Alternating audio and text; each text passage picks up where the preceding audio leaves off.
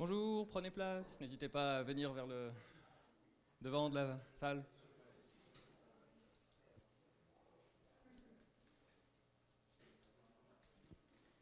Attendez une minute ou deux, puis on va pouvoir commencer.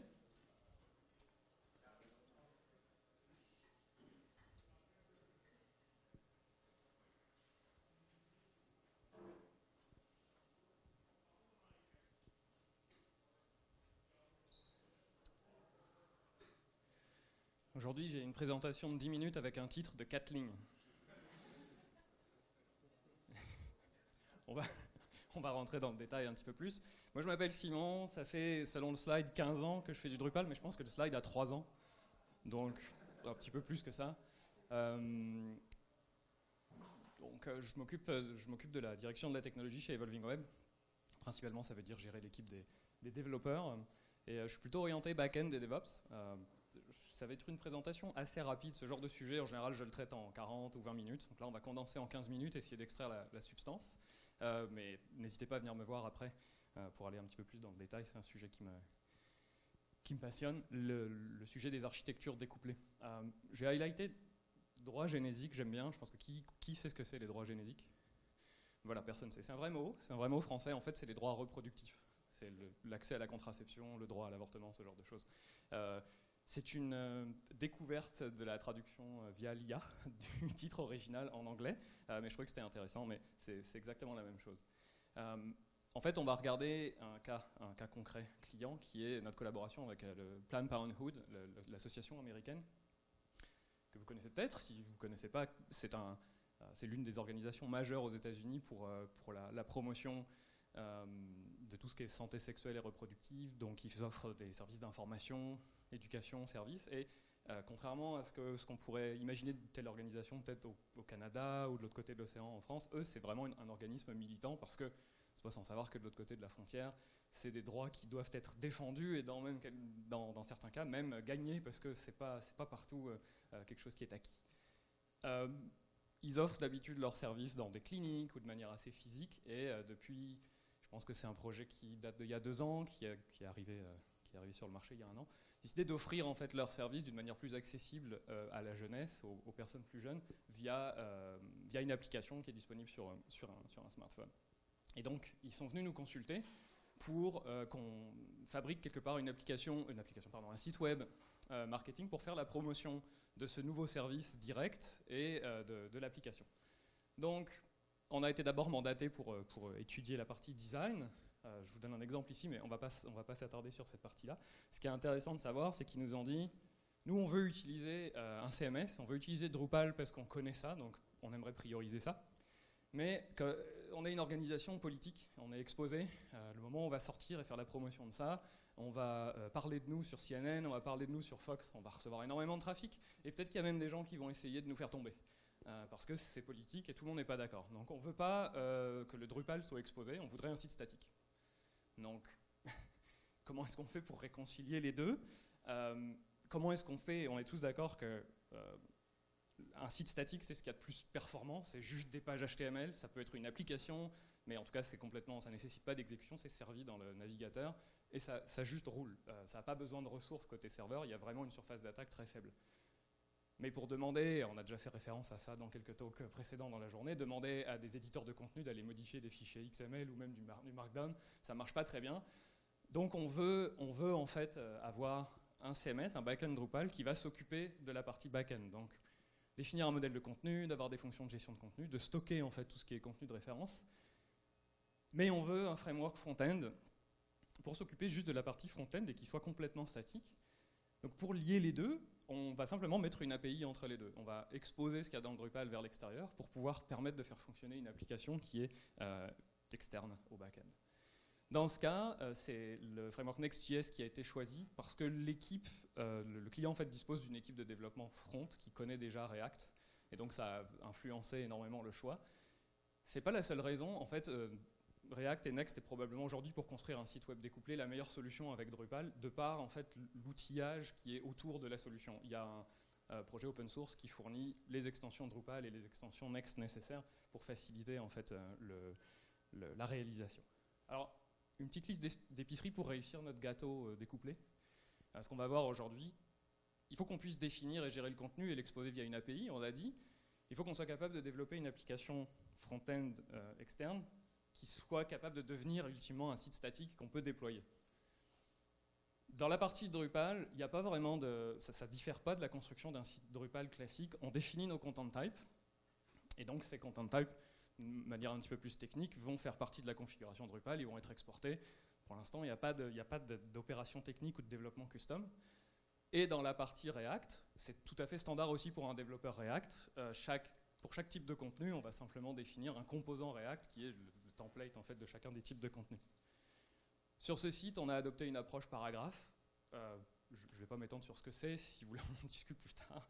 Mais comme c'était la meilleure approche pour la structure de contenu de ce site-là. Donc pareil, on définit nos paragraphes qui deviennent de la configuration Drupal. Encore une fois, aucun code custom, c'est quasiment du point and click et cliquer sur export. Et dans la partie React, bah, c'est la même chose, on va définir un composant React pour chacun de nos paragraphes, même dans certaines fois on a même des petites variations. Et puis, on ne voit rien à l'écran, donc je vais vous le décrire. Sur le recording, ce sera clair, mais là, c'est pas du tout. On fait un mapping. En fait, on va associer le nom en fait, que le type de contenu ou le type de paragraphe a à côté Drupal à la classe TypeScript en fait, qui correspond au nom du composant côté React. Donc ça, c'est quelque chose qui est dans la partie Next.js, qui permet en fait au framework de savoir quel composant instancier quand il reçoit un type de contenu ou un type de paragraphe particulier. C'est juste une map, c'est juste une association clé-valeur. Et pour s'en servir, donc on voit rien non plus, donc vous allez me faire confiance. Le template d'une page, en fait, va finalement simplement, ici c'est la fonction map, c'est-à-dire qu'en fait on va lister l'ensemble des paragraphes d'un point de vue donné, et pour chacun, on va instancier le composant React qui correspond à chaque paragraphe.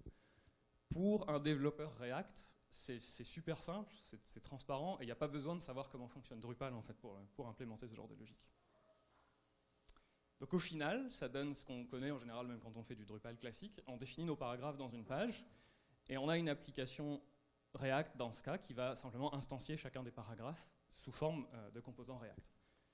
Donc ça c'est très bien, mais ça nous donne une application live en fait, une application qui, pour fonctionner, a besoin de communiquer avec le Drupal pour aller chercher les contenus et les afficher. On a besoin en fait, d'en faire un artefact statique, et dans le framework Next.js, en fait, on a tous les outils pour faire ça. On configure en fait qu'on veut que ce soit une application statique. Le framework nous offre le tooling pour faire ça. C'est une simple commande, en fait, c'est facile à intégrer dans n'importe quel environnement de déploiement continu que vous avez, GitLab, GitHub, et parfois même la solution d'hébergement que vous allez retenir dispose en fait des outils de construction pour la partie front.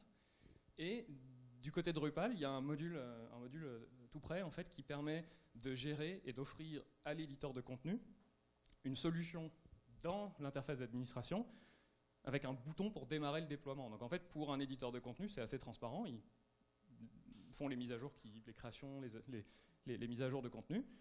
Et simplement, avec un clic de bouton, ils vont déclencher en fait, la construction de la partie front-end pour la déployer de manière statique. Et quelque chose qui est assez intéressant, c'est que ce module-là garde trace en fait, de la dernière fois qu'on a déclenché un déploiement et donne à l'utilisateur la liste de tous les nœuds, en fait, de toutes les pages qui ont été changées, ce qui permet à la personne en charge d'aller finalement ouvrir chacune de ces pages et vérifier en fait, comment est-ce qu'elles apparaissent sur le site. Je ne vais pas rentrer dans les détails, mais toute l'intégration, en fait, toute l'extension à Drupal en fait, pour Next offre même la possibilité d'avoir l'application React en mode preview directement dans l'onglet View du Drupal, en fait, pour que les éditeurs de contenu puissent voir l'application directement dans leur environnement d'édition. Donc alors comment on fait en résumé? Pour le back-end, on prend notre Drupal core habituel, on définit nos types de contenu, on exporte la configuration. On ajoute ce module dont je parlais, le module Next, qui va offrir cette surcouche d'intégration pour permettre de connecter une application Next. Et à ce stade-là, il n'y a aucun code custom en fait, dans tout ce cas d'étude que je vous ai montré. Donc c'est le site plannedparenthooddirect.org. Il n'y a pas eu besoin d'écrire une seule ligne de code custom côté Drupal. Et du côté front-end, on crée une application Next. On ajoute la bibliothèque Next Drupal qui fournit en fait aux développeurs Next la possibilité de charger des contenus sans avoir besoin de se préoccuper de est-ce que c'est du Drupal. L'implémentation des gabarits et le process de build comme on l'a vu. toutes les informations sont ici, c'est vraiment un projet open source, c'est vraiment un projet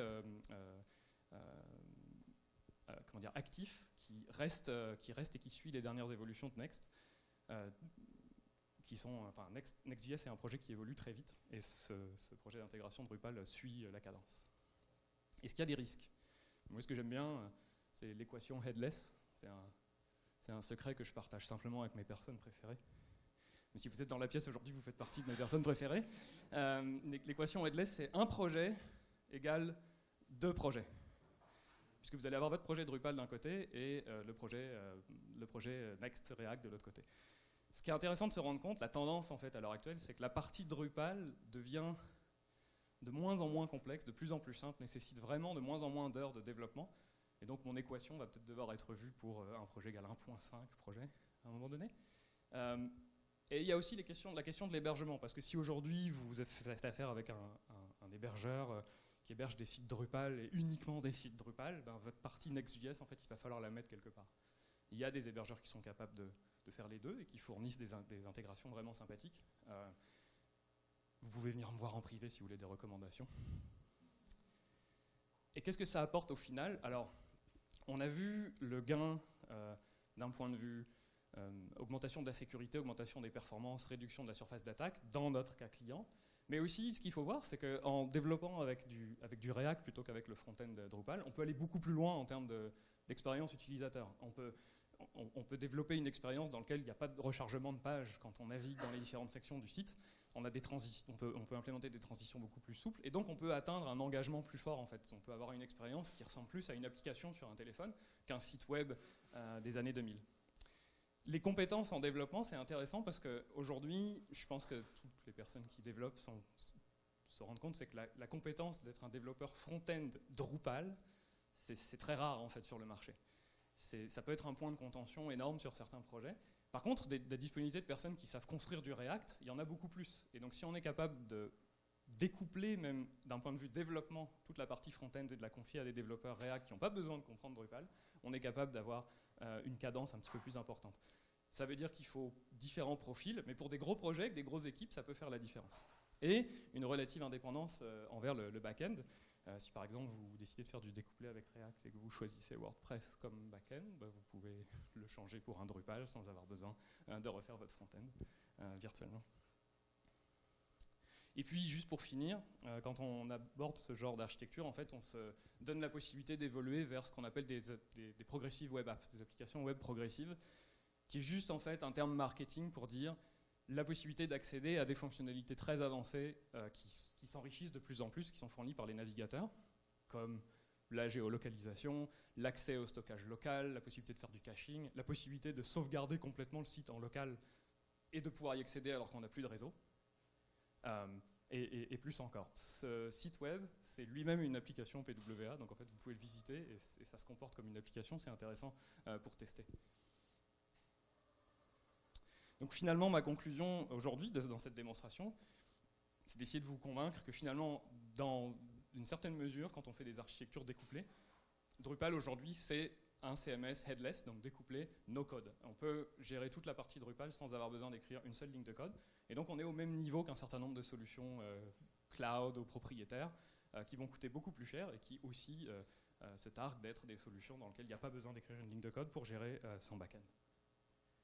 Merci beaucoup. Je ne sais pas si j'ai réussi à tenir le challenge des 10 minutes. Oui, parfait. Donc, combien de temps? C'est fini?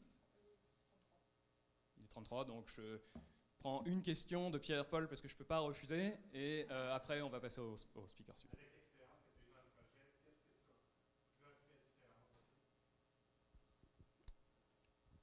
C'est quelque chose dont je n'ai pas parlé, mais c'est la manière en fait dont on génère l'application statique. Ce qu'on a pris, mais ça vient du fait que c'était des contraintes imposées par la solution d'hébergement, c'est qu'en fait on rebuild complètement l'application à chaque fois qu'il y a un changement minime.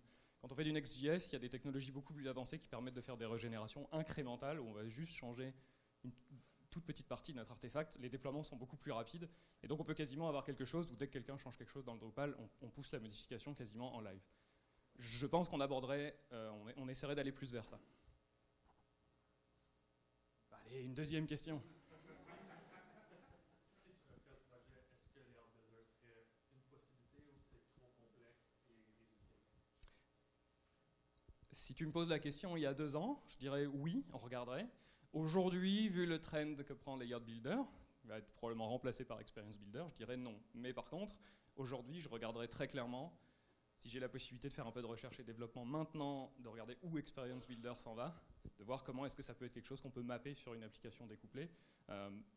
D'autant que ça va utiliser beaucoup les SDCs, et donc comment est-ce qu'on peut faire pour mapper des SDCs dans une application Next, etc. Mais Layered Builder en tant que tel, je pense que c'est trop complexe, et c'est un outil qui finalement est conçu pour avoir une approche visuelle de la construction, et comme on est dans une approche découplée, c'est mieux que l'éditeur de contenu ait une approche what you mean is what you get, au lieu de what you see is what you get. Merci beaucoup.